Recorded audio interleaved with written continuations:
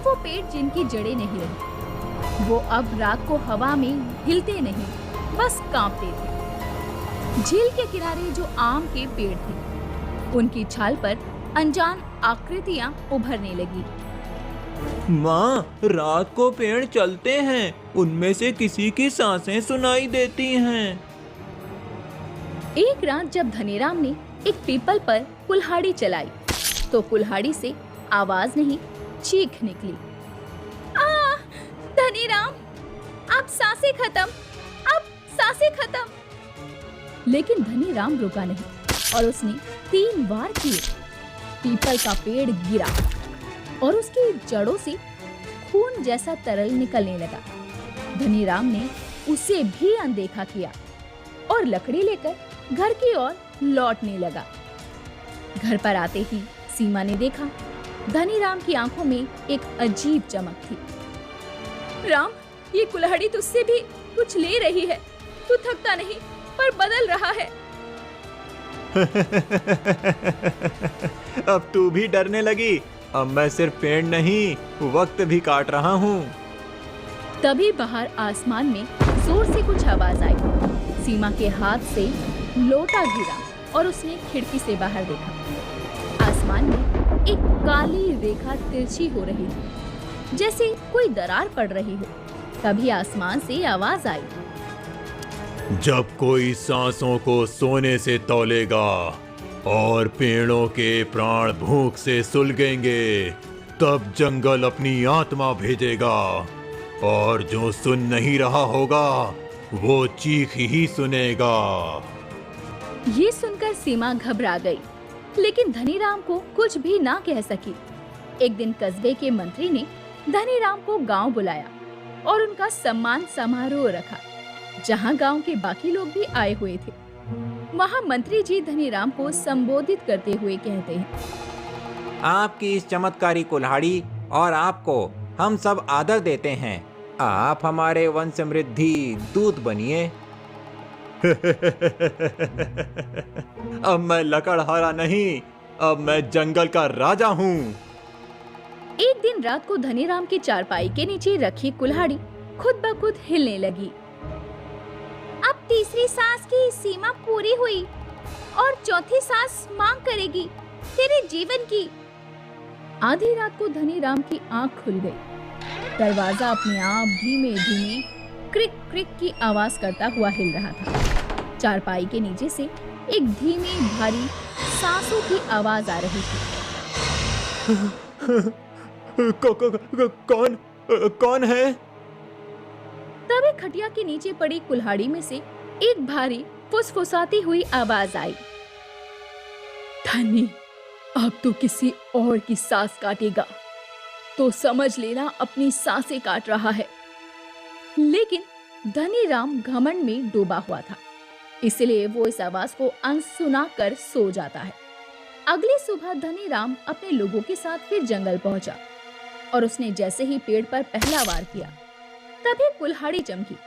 उसने दूसरा वार किया, लेकिन पेड़ टूटा नहीं। ये देखकर धनीराम गुस्सा हो गया। क्या मजाक है, ये पेड़ सूखा है, फिर भी नहीं गिर रहा। मजदूर डरकर पीछे हट गया और बोला, बाबूजी, लगता है आज जंगल कुछ कह नहीं रहा। जंगल बोले या ना बोले, मैं तो अब काटूंगा। उसने झपट कर तीसरा वार किया और तभी पेड़ के भीतर से एक तेज चीख निकली, जैसे किसी की आवाज हो। सब सन्न हो गया। पेड़ भी गिरा, मगर उसकी जड़ों से लाल धुआं निकलने लगा। लेकिन ये सब अब धनीराम के लिए रोज का हो चुका था। पहले भी वो कई बार ऐसा कर चुका था, इसीलिए धनीराम इसको नजरअंदाज करके वहां से लकड़ी लेकर निकल गया। इधर झमन काका ने तय किया कि अब वो कुल्हाड़ी चुरा लेगा।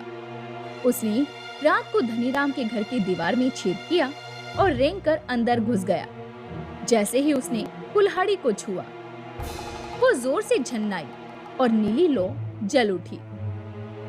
जिसने मेहनत नहीं की, उसके लिए मैं केवल श्राप हूँ। झमन के हाथ जल गए और वो दीवार से टकरा कर गिर पड़ा। धनीराम उठकर दौड़ा आया और झमन को देखते ही घमंड से बोला, इसे कहते हैं असली ताकत। ये कुल्हाड़ी मेरा भाग्य है और तुम सब मेरे पैरों की धूल। सीमा ने जब ये सब देखा तो वो चुप ना रही। राम, तू अब वो नहीं रहा जो पहले था। इस कुल्हाड़ी ने तुझे इतना सब दिया और तूने आत्मा बेच दी। अब तो रुक जा। जिसने मुझे भूखा देखा अब वो मुझे चांदी में नहीं देख पा रही। अब मैं रुकूंगा नहीं सीमा, अब तो जंगल भी मेरा है। दूसरे दिन धनीराम लकड़ी काटने के लिए निकल पड़ा। जंगल में पहुंचकर जैसे ही उसने पेड़ काटने के लिए कुल्हाड़ी उठाई तो उससे कुल्हाड़ी उठ नहीं पाई, क्योंकि अब वो हल्की नहीं थी। अब उसका वजन बढ़ चुका था, जैसे उसमें कोई आत्मा कैद हो गई। और तभी उसमें से आवाज आई, अब तू अगले बार के लिए तैयार हो। इस बार पेड़ नहीं गिरेगा, तू गिरेगा। अब धनीराम का घमंड डर में बदलने लगा और उसने पहली बार डरते हुए कहा, मैंने ये मेरे और मेरे परिवार के लिए किया। भूख मिटाई, घर बनाया, मैंने कुछ गलत नहीं किया। तूने मेहनत से कमाया, फिर घमंड और लालच से छीना। अब जंगल अपना हिस्सा मांग रहा है, या तो किसी और की सांस या तेरी। अब जंगल में पेड़ गिरने की आवाज नहीं आती थी, बल्कि लोग कहते थे कि रात को पेड़ चलकर गांव के पास आ खड़े होते हैं। बच्चे डरकर चुप हो गए थे और बूढ़े दरवाजों पर नींबू मिर्च लटकाने लगे। अब कुल्हाड़ी की नीली चमक काली लपटों में बदल गई थी। वो हाथ में उठाते ही गर्म हो जाती और धनीराम को हवा में टूटती चीखें सुनाई देती। एक रात उसने गुस्से में कुल्हाड़ी जमीन पर मारी। जमीन फटी और धुआं उठा। उसमें से करहाती हुई सीमा की परछाई जैसी आकृति निकली। नहीं, ये सीमा नहीं हो सकती। तभी उस कुल्हाड़ी में से आवाज आई, हर सांस जो तूने चुराई अब वही तुझसे मांगने आई है। धनीराम इसे अपना भ्रम समझकर सो गया, लेकिन सीमा ये देखकर डर गई। अगली सुबह सीमा ने सारी हिम्मत जुटाकर कहा, राम, हम गरीब थे, भूखे थे, पर जिंदा थे। अब इस जंगल की आवाज क्या तुझे सुनाई नहीं देती? जंगल मेरी जागीर है, कुल्हाड़ी मेरा हथियार, और आज मैं उसकी पूरी ताकत दिखाऊंगा। ये कहकर सीमा कांप उठी। उसने धनीराम का चेहरा देखा। वो अब इंसान नहीं था जिससे उसने शादी की थी। धनीराम अब वो करने जा रहा था जो किसी ने सोचा भी नहीं था। वो अब गांव के बीचों बीच स्थित हजारों साल पुराना मोन बरगद का पेड़ काटने की ठान चुका था। लोगों ने हाथ जोड़ लिए। ये पेड़ नहीं, हमारी बुनियाद है। इसे काटोगे तो गांव बचेगा नहीं। अब ये पेड़ मेरा रास्ता रोक रहा है। जो सांस नहीं लेता उसे जीने का हक नहीं। ऐसा कहकर धनीराम ने कुल्हाड़ी उठाई और उसने पहला वार किया। पेड़ का तना टूटा नहीं, लेकिन जमीन हिल गई। लोग गिर पड़े। मंदिर की घंटी अपने आप बजने लगी। पेड़ ना कटने की वजह से धनीराम गुस्सा हो गया और उसने पूरे जोर से दूसरा वार किया। कुल्हाड़ी के वार से पेड़ कटा और उस कटी जगह से लाल खून जैसा तरल निकला और उस तरल खून में धनीराम का ही चेहरा जो चिल्ला रहा था, उसका प्रतिबिंब उस खून में कांप रहा था। ये क्या? ये मेरा चेहरा, ये कैसे? नील छाया कुल्हाड़ा अब जोर से हंसा। तूने जो छीना आज वही तुझे दिख रहा है। तेरा ही विनाश तुझे अपने हाथों से करवाना पड़ेगा। अचानक आकाश में काली बिजली गिरी और वो मोन बरगद का तना दो हिस्सों में फट गया। पेड़ नहीं गिरा, बल्कि उसके बीच से काली छाया निकली जो इंसानी रूप में धनीराम की ओर बढ़ने लगी। वो इंसान की तरह चलती थी, लेकिन उसका चेहरा धुआं था। उसके हर कदम पर जमीन कांप रही थी। धनीराम, तेरी कुल्हाड़ी अब तुझसे मेरा सौदा मांगती है। तूने मेरी सांसें ली, अब तू अपनी दे। मैं तो सिर्फ मेहनत कर रहा था। मैंने किसी को मारा नहीं। तूने ना सवाल किए ना जवाब सुने। तूने सांसों को दौलत समझा और सिर्फ उसे काटा।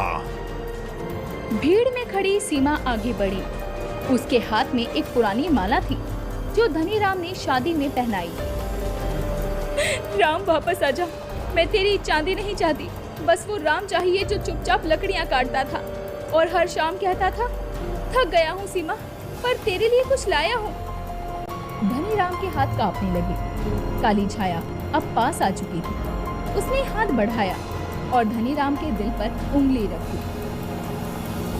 या तो तू मुझे अपनी आत्मा दे दे, या फिर तेरा घमंड तुझसे वो सब छीन लेगा जो तूने छू तक नहीं पाया। क्या मैं वापस जा सकता हूँ? क्या जंगल मुझे फिर से अपनाएगा? सिर्फ एक ही तरीका है, तू वो सब लौटा दे जो तूने सांसों से लिया है। धनीराम ने कांपते हुए अपने घर की ओर इशारा किया और तभी हवा चली और उसके घर की हर चांदी, हर चमकदार चीज राख में बदलने लगी। अंगूठियां झड़ गई, तिजोरी के सिक्के जल गए। वो सब जलकर राख हो गया जो उसने घमंड और लालच से हासिल किया था। धनीराम ने हाथ में कुल्हाड़ी उठाई और पहली बार उसे जमीन पर रख दिया।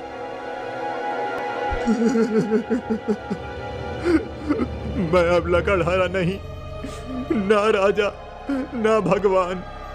मैं सिर्फ वो इंसान हूँ जिसने सुनना छोड़ दिया था।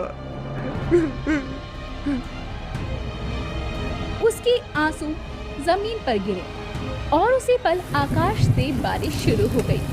मोन बरगद की टूटी शाखाओं से नई पोपले फूटने लगी। नील छाया कुल्हाड़ा अब शांत हो चुका था।